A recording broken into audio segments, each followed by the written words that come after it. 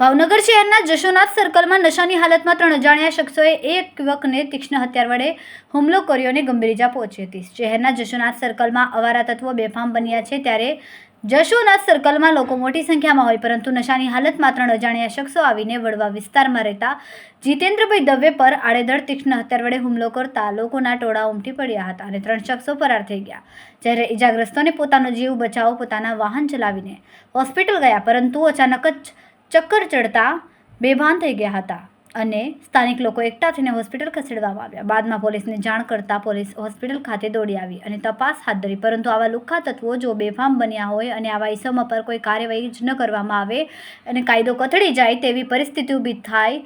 હવે જોવું રહ્યું કે પોલીસ શું આ 3 ઇસમો ઉપર કાર્યવાહી કરશે કે કેમ, તે તો જોવું રહ્યું। કેમેરામેન બીજલભાઈ માલકિયા સાથે રિપોર્ટર ફિરોજ મલેક, ભાવનગર।